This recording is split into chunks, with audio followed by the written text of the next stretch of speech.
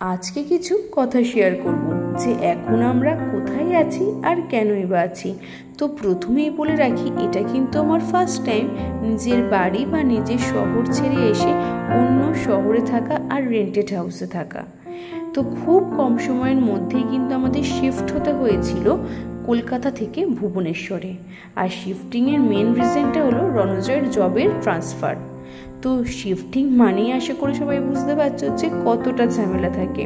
সব জিনিসগুলোকে প্যাক করা, সেগুলোকে আবার নতুন করে এনে আনপ্যাকড করে সাজিয়ে রাখা।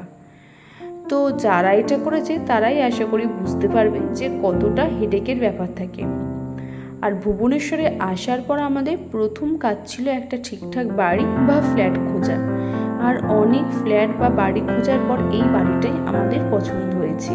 তো যেখানে এখন আমরা আছি, তখনও জিনিসপত্র কলকাতা থেকে আসেনি, তাই ঘরটা ফাঁকা ফাঁকা লাগছে। এখন তো সব জিনিসপত্র এসে গেছে আর সুন্দর করে সাজিয়েও নিয়েছি।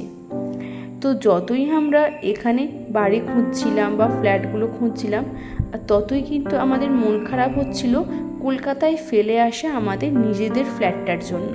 ওই ফ্ল্যাটটা না আমরা নিজেদের মতো করে খুব যত্নে সাজিয়েছিলাম। তো নিজেদের ফ্ল্যাট ছেড়ে আসতে কতটা কষ্ট হচ্ছিল সে তো আর বলার মতোই না।